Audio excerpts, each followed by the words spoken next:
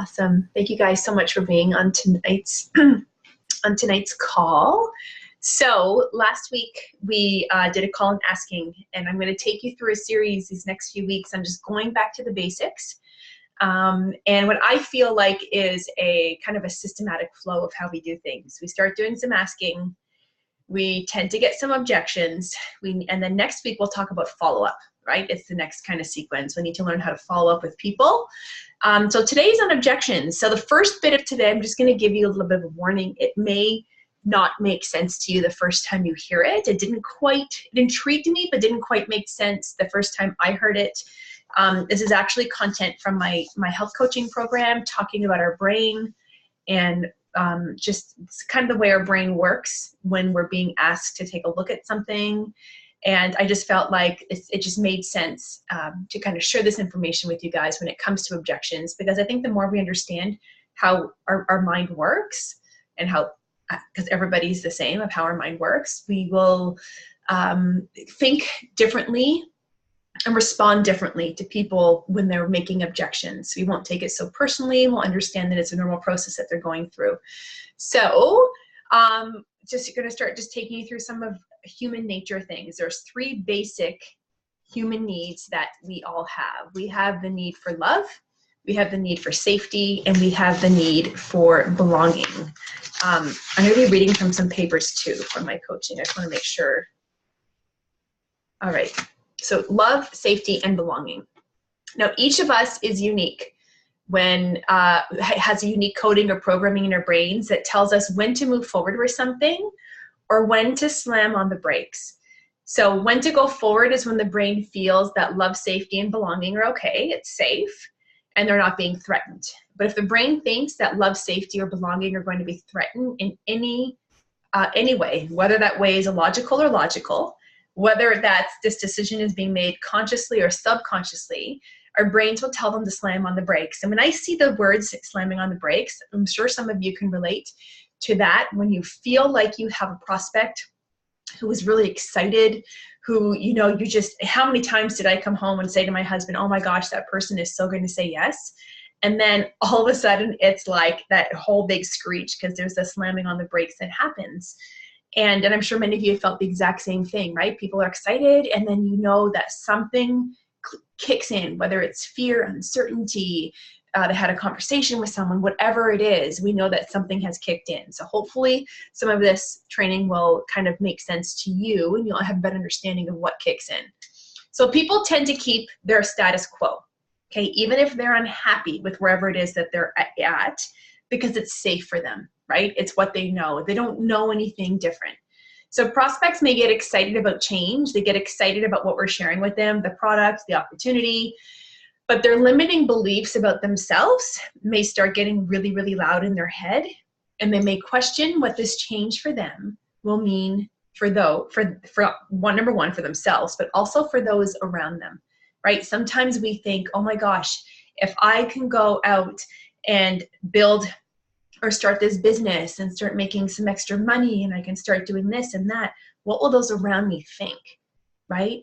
What if I grow and those around me don't grow? What are they going to think of me? So sometimes just moving from that status quo just kind of really, really throws people off. So let's look at the brain. So we're going to look at, this is where things may get a little over your head at first, but I'm going to encourage you to hopefully listen to this a few times so it can make sense. I'm going to read like from my notes from my health coaching program, because this is where I got the information from. So if you look at our brain, guys, there's three parts to our brain. There's a brain stem, not of critter brain. It should be or critter brain. So the critter brain. Now, when years and years ago, when I started really diving into personal development, there was a great book called Taming the Gremlin Within. And that gremlin was that like little voice that we have that tells you you're not good enough. How dare you try? Who do you think you are? So I would say the gremlin is equal to the critter brain, right? And that's happening in your brainstem.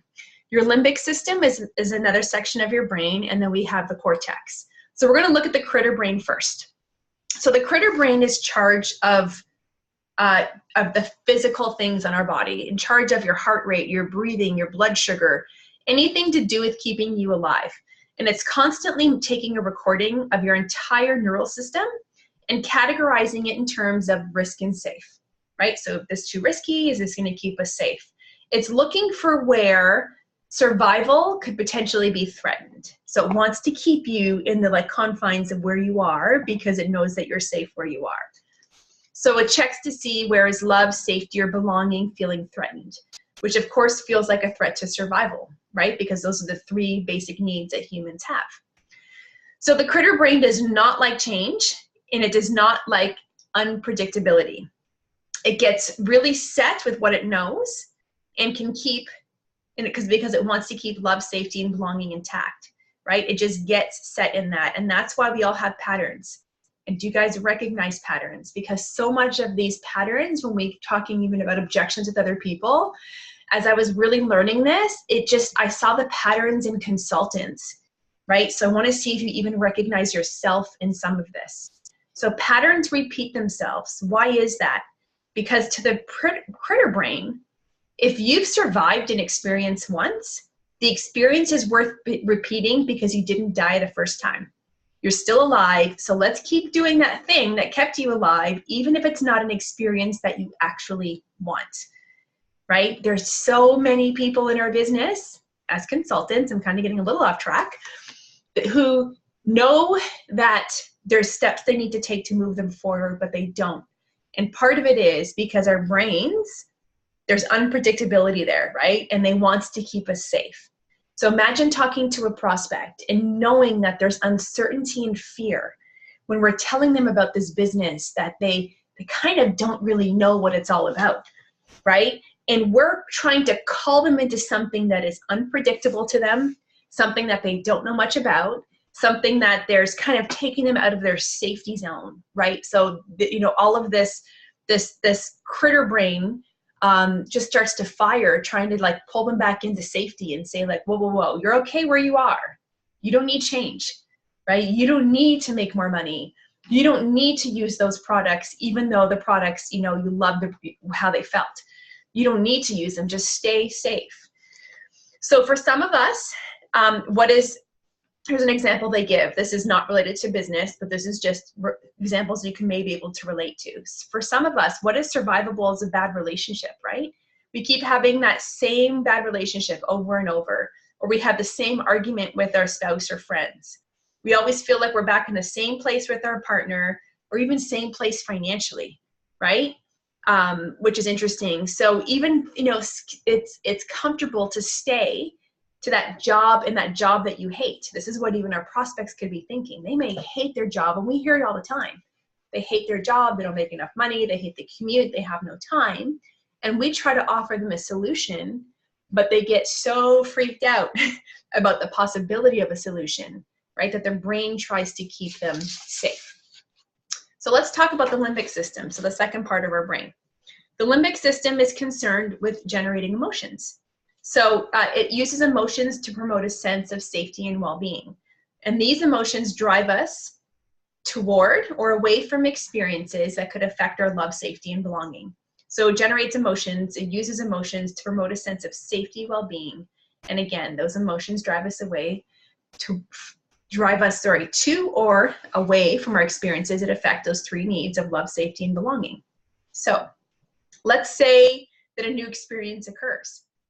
And so let's just say you have somebody who's excited about the opportunity with Arbonne, right? And the critter brain is going to signal danger, danger, danger. And then the limbic system will generate the emotions that will bring in the feeling of safety and well-being. So sometimes it will generate a feeling of anxiety and fear, which we all know people experience, right? And then it will move them away from that new experience, so from the possibility or the opportunity that you're offering, because it wants them to feel safe again, right? And I'm sure that you can all relate to this because you've seen that happen in people that you've prospected. So let's look at the third part of our brain, and that's the cortex. So the cortex deals with the logical human conscious mind, and this is the part of our brain that justifies our choices or behaviors and makes meaning out of our feelings and experiences, okay? So let's for example, say our potential prospects are considering whether or not to make an investment in their business, right? You know how we always have that conversation about how much money to invest. And they're considering, so making the investment, and then suddenly they feel scared or skeptical.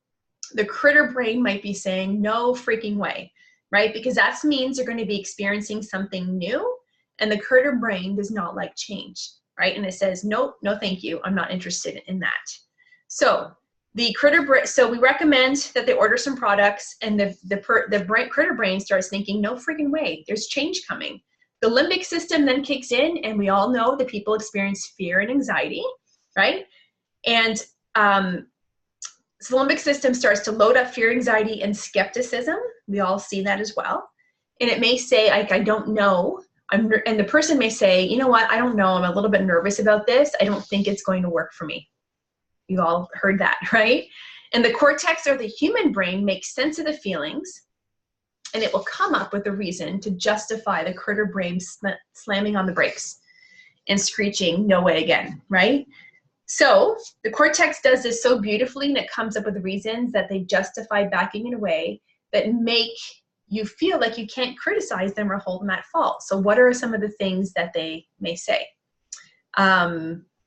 So here's an example. Okay, so we're going to ask our prospects, we're going to like go and try to close the deal and ask them if they would like, or are they ready to partner with us in this business. So here then what is happening in their brain is critter brain, it goes into a freeze, right? So we've all heard of that fight or flight reaction. So there's also a freeze reaction. Your client could go into a freeze or a flight or a fight. So this first example is with a prospect. You're going to be looking at the critter brain freezing. The prospect starts holding their breath, their gut tightens, the limbic system loads up fear, and the cortex justifies it and says, listen to this, because we've all heard this, I want to think about it. Can I let you know? So a second reason the critter brain might go into the flight mode or fight is that the limbic system loads up anger, right? So the anger could be when it comes to just say the price of our product. This is way too expensive. I can't afford this. How can you justify these prices, right? So here's what we're learning, that it really has nothing to do with our products or us. It really is the fear in that person's mind, because we go have people who want to say yes, or they love our product, and they know the price, but there's just that fear starts to kick in, right? So they use the price as the excuse, as the reason. So another thing that may happen is that the critter brain is going like run, telling them to run like hell, run now. And the limbic systems, the emotional system, loads up again anxiety. And then what is one of the justifications the prospects give? I want to speak to my spouse. Right? But what they really mean is, I'm going to put this decision of responsibility on someone else. I'm not the decision maker, right? Or they may say, I'm not ready yet. This isn't the right time. All things that we've heard. And what they actually call this in our health coaching, which I love, is they actually call it the human shield. So people use someone, their spouse, their significant other, whatever it is, their family, as the human shield, because they don't have the courage to just go out and say, I choose to not do this, right? For me right now, I'm choosing, and that's all. We never really hear that. We never just hear, I choose not to start this business, or I choose not to buy for now, right? That's all. There's usually some excuse or reason, and usually you know that there's this part of their brain that's just fear kicking in, that they're so afraid of change, and they're afraid of just stepping out of their comfortable box, and that's why they're giving you quote unquote excuses, right? So people know what to do, but they don't always do it, right? Follow through is the biggest obstacle that I would say. So they were talking about coaches, or for us, coaches face with getting results because of the conflict between the critter brain and the human brain. Right? So people want to say yes. People want to do this. And I see it, and I always say it's the saddest thing, because I see people who are excited. Like, you see them sitting in their seat, their whole demeanor changes, they're excited, they're like, it's like there's this little flow of just, not even joy is maybe too strong of a word, but you see that they're hopeful.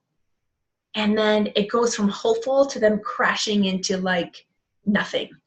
And it's the saddest thing, because I feel like people give up on themselves and they let fear win, right? So I just want you guys to really understand that that's what happens most of the time in people's minds when we're talking to them about buying product or a business. There's a lot more fear around the business. There's fear around the product, I would say, when it comes to price point and making that investment, and wondering, will they see the results, and is it worth it? And there's all of this chatter that goes on. Even though they love it, even though they may want the results of a 30-day to healthy living, they may doubt themselves. Can they get those results? Will it work for them? So there's a lot of that stuff going on. And I think the more we start just trying to pay attention to the psychology of all this, even though it's, it seems a little advanced, but I think we've all been in this long enough. And even though for those of you who are new, the quicker we get into learning the psychology of it, the better we can understand how to deal with people. So what can we do with all this information? One of the tips that I have is we want to really get to understand the person and be curious by asking a lot of questions, right? Because you want to really understand your prospect well. We want to know what they're looking for. We want to know what their problems are. And by knowing them better, we'll have an opportunity to show them solution, and that solution is Arbonne. And by building rapport with them and by building a relationship, they're going to feel safe with us, because they know safety, love, and connection, right? They're going to feel safe. They're going to trust us, and that they know that we're going to guide them and support them through this. I've had people sit across from me, and the biggest fear for them is like, can you just, I've had people say, like, can you promise me you're just going to be there to help me? That you're not going to leave me, that you're going to do this with me. And a lot of times that's all people need to know, but sometimes we don't convey that enough, that we are right alongside them, right? So I hope this all makes sense so far.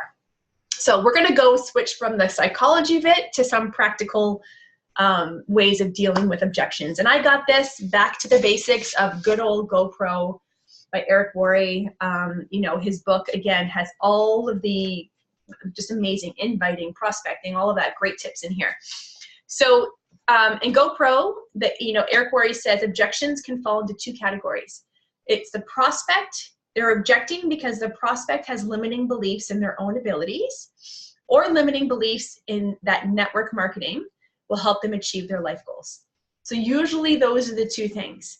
And I want you to think about the people you've talked to about our business, and most of these objections we'll talk more about the business side of it. How many people did you see and have you sat across and that you've heard or noticed their doubt in themselves, and or the doubt in network marketing, that's what will help them achieve their life goals? They just don't believe it.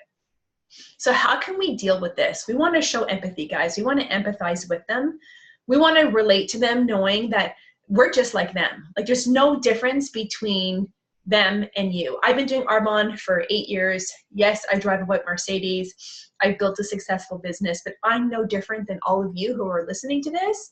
And I'm no different than the person sitting across from me that I'm trying to introduce to this business. I sit across from people sometimes who are far more skilled than I was when I started, right? So if anything, a lot of the people are better than I was at the very beginning. But you want to get people to relate to you and to really understand that you had the same doubts, you had the same questions, you had the same fears, and you overcame them. But let's just go through that line again. If you didn't have some of those doubts that they had, or had some of the same questions, or had some of the same fears, just know that you likely know someone who did. So if there was someone who didn't have, if I couldn't relate to someone's doubts, but I've worked with enough people, and I've heard, or even some of my friends in the industry have had some of the same doubts, questioners, fears, I would use their story, because I don't want to lie to them and say, oh yeah, I had that too, when I really didn't, right? You want to be authentic with it. So you want to use your story and other people's stories, right? That'll do more for them and helping them overcome objections than anything else. And we need to come back to using our Arbonne stories, because those stories talk about people's doubts, the questions they had, the fears, and how they overcame them. That's actually the whole point of an Arbonne story. We had to talk about What were our doubts? What were the questions? What were our fears, and how did we overcome them? And that's what they're there for us to use when we're prospecting people and talking to people. So, I'm going to make a bigger effort to really remind you guys to use those in your prospecting packages or emailing them to people, to have them take a look and see and hear and read some of the stories. So have some language that we can use, and this is super easy to use. It's called feel, felt, found. I know how you feel. I felt the same way. Here is what I found. So here's an example, and this is straight from GoPro. The example could be, I don't have enough money. And what you can say is, instead of saying to someone, well, you have enough money to buy that those nice pair of shoes that you're wearing, or you have enough money to buy that purse. We think those things a lot. I've thought them too, or I thought, oh, I just saw that you went on vacation last week. Or people tell you they don't have enough money today, and then you see that next week they're going on a vacation, or the next month. It kind of ticks you off, but that's just reality. But here's something that you can say to them. I had the exact same challenge. I didn't have enough money to pay my bills, let alone start a business. But when I thought about it, I realized if I didn't have enough money to pay my bills now, how are they going to change that in the future? I was tired of being behind. I was tired of always scrambling, and I wanted more out of life. So you know what I did? I found a way, and it was the best decision I ever made. Let me ask you something. If you really felt this was a chance for you to take control of your financial future, do you think you could find a way to make it happen? Now, if you are not someone who struggles to pay with your bills, then obviously you're not going to want to say that.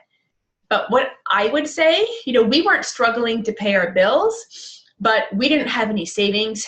For my real story was, I didn't have money sitting in a savings. I knew I needed to invest in my business, and I put it on my credit card, right? Because I knew that it was important for me to put in that investment, because I knew I would get a return quicker in my business. Or I could also say that I've seen so many people, and this is why I'm passionate about sharing this business, is because so many people struggle to pay their bills and don't know of any other way, right? And that we get to share this with them and offer them away. So using feel, felt, found. If someone has a lack of belief in network marketing, that's what NWM stands for. They may say something to you like, is it one of those things? Is this a pyramid scheme? I'm not interested. And a lot of times they'll call it MLM, multi-level marketing. I don't want to bother my friends, or how much are you making? Those are some of the questions we get. So when they ask these kind of questions, they usually know of someone before who has joined the industry and have had no success, right? Or they themselves have done a business or had a business in their industry and have not had success. Or they could be skeptical of the promise of getting rich quick, which is why we don't want to talk about like the big money right away, right? We start small and we kind of grow to that.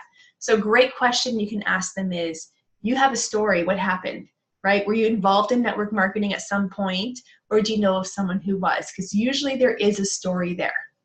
So you want to just get curious again. I always say to people, I think maybe my husband at times would say I'm nosy because I ask a lot of questions. I said, it's not being nosy, it's really just getting curious and getting to know people. So the more you get to know someone, the better you get at asking questions, guys, the more you'll get to know them, and the more like little checks you can make in your brain about, oh yeah, you know what? That's probably where some of their fears are based, or this is why it would be a great fit for them, right? There's lots of different ways that you can kind of take what they're sharing with you and just help them through this decision-making process. Another fear people have is, I don't want to bother my friends. So a great thing to ask them is, what makes you think you're bothering your friends? Or you can say to them, if you truly believed in the product, would you want to let your friends know about it, right? If I could show you how we share this product with others without it feeling or sounding like a sales pitch, would that help you? So again, just telling people you're going to be there to help them along the way. I think that's really great language to use. Another question people might ask, and we've all heard this question, how much are you making, right? And if this is, if you're making great money already, obviously who wouldn't want to have that question, because you want to brag about the money you're making. But if you're not making much money, your answer depends on how long you've been involved, right? So if you're brand new, you can tell them you're just getting started. And if you've been around a while, not yet making much money, you can tell them that you're working as part-time and you're really excited about your future. And a lot of this, guys, comes down to your belief And this is the importance of you reading on Arbonne stories, you attending events, you attending functions where you hear other people's stories, because you know that other people are making money, you know that this is working, and you can use their stories. So you know what, I may not be making the greatest money yet, but I know what is possible. I've met people and seen people who are making really great money. I'm working this very part-time right now, and I know that the results will come. It takes time to build a business. So that's something that I would say if I wasn't making great money yet. You could also say, again, say you're excited about your future with the company because you know things are going to change. You knew things weren't going to change if you didn't do something to change them, which is so true. Another great way to answer is to tell them your story, and then tell them stories of people you know who are making good money. All right, posture. This is going to be important when you're dealing with objections, right? We talked about posture last week, and I'll keep talking about a posture because it's so, so important for us to understand. So posture is a belief in what you have, regardless of external acceptance or approval. So when we are responding to objections, sometimes when we get the objections, we get also nervous. Listen, I used to get objections, guys, and I used to not know what to say. I didn't have comebacks. I didn't have, and it wasn't that I didn't have belief. I always had belief. I just started to feel like I was going down this rabbit hole of convincing them and trying to come up with stories to convince them otherwise. So I got good. I love objections now. When someone is like, you know, I remember one of my prospects was like, my husband wants to meet with you and talk to you. And she goes, he's going to challenge you. And I'm like, bring it. My belief is so strong.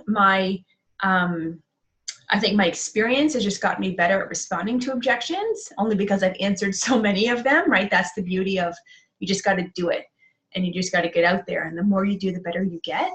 I love objections. Bring them, because I will have an answer to anything. Anything negative someone has to say, I will have an answer for them, right? And you will too, the more you do it. But you need to have posture when you do it. So you need to stand firm in your belief that you're going to make this work, that you believe in this company, these products, this business, because that's what people are challenging, right? Because they are so afraid to step out of their little box that it's easier for them to kind of make you question what it is you're doing and to make you nervous and uncomfortable, right? They're kind of putting all of that on you when really it's just their stuff and their fears that are getting in the way. So you got to stand firm. You got to have some good posture in your answer and your belief. And if you feel like you're not able to respond to their objections, you can just say, you know what? You really can just send them to your upline and just say, I would love to have my upline have a conversation with you. If you want to ask them any questions you have, bring them the challenges. They'll be willing. Bring them to me, guys. Just say, she'll be willing to answer all of your questions. And I encourage you to bring them and just tell them to challenge me on it. But really just have posture, and it just comes with practice. All right, so patience. Patience comes with the objections, right? From the time you ask someone to take a look, from the time someone says yes, it could be a short period of time, it could be a long period of time. And in between, you're gonna have many objections, right? You may overcome one objection and then the next one pops up. So you just really need to have patience, because it's not that we get a transaction immediately. It's not that we ask someone or invite someone to take a look, we do a presentation, or they try the product and it's an immediate yes. It may take some follow-up, which we'll talk about next week. It'll take dealing with some objections, but we need patience with people because we are educating them. We're like giving them an education on what it is that we offer and what it is that we have. And education sometimes takes time. Right? There's a saying that goes, when you're ready to learn, when the student's ready to learn, the teacher shows up. So sometimes you could be saying the same thing to that person, but it's a year from now. You said the exact same thing that you said a year ago, but it just clicks differently because they're ready to hear it in a different way, right? So sometimes it can take years for someone to say yes. But guys, we need new consultants in a few years, right? And we need, and it's just part of a natural sales process. That when we ask people, it's a journey of multiple exposures, right? And just educating them a little bit more and more about what it is that we do. So if we are genuine about wanting to help people and to help create change in their life, then we'll take them on this journey with us, right? We'll take them with us. And it's kind of like, once I do an ask, I kind of scoop them up and take them along, because I know that, it's not going to be a yes immediately. I'll need to follow up. And I know I've been in it long enough that it can take years, right? But it's definitely worth it. So next week, we're going to talk about follow-up, because follow-up goes along with the asking and objections. These are crucial pieces to building our business. And the better we get at asking, dealing with objections and follow-up, if we can just get good at these few skills, guys, we can build a really, really successful business. Does anybody, I'm going to go off screen share, have any questions? I feel like I took a note in here that I wanted to.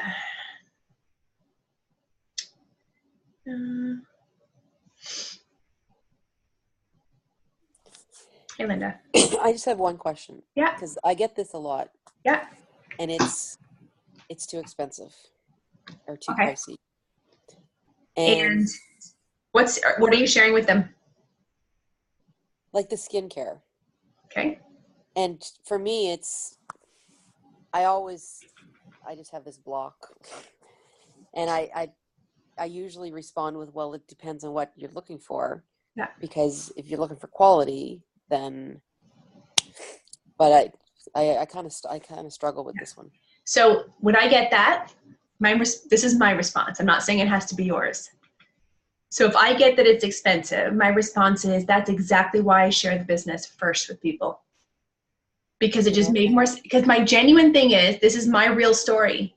I can literally see me in my bathroom, guys, thinking, because I love the skincare and I was going to think about what I wanted to do and really thinking the numbers of, do I become, it's a lot of money to spend on skincare as a customer.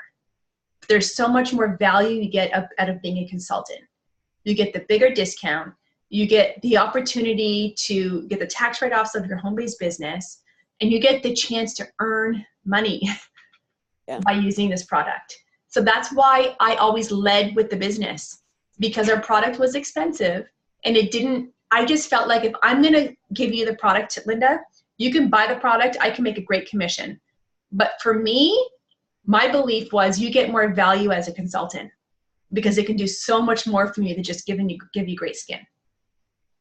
Right? So that's why after my first 6 months in the business, it just made sense, lead with the business, and then the product is a default. I had someone I had a one-on-one with last week, sharing the business, and she mentioned the price of the product. I said, yeah, it's exactly why I share the business first. It just makes sense. Okay. Right? Mm-hmm. So, so I would also, so as a coaching standpoint, so you're sharing just the product and not, you're leading with the product. No, I always lead with the business. Okay. But if I had a party, for instance. Got it. Because then you're not leading with the business, right? I would totally say it at a party though too. But yeah. Yeah. And at the end of the day, there are people who don't flinch at the price of the product. Right? So, yeah. And some do, just based on what they spend. So if, yes, it's a pricier product, your response was great with, it is, you get, it depends what you're looking for, what kind of quality of product. That is great. That was a good response, because that is true. Right? And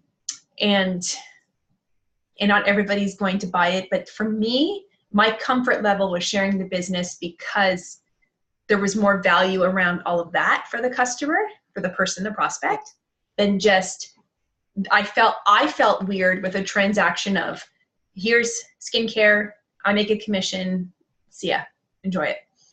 It just felt better to just offer the business, which, you think about, you try to paint the picture of someone using their washing their face in the morning and having the potential of that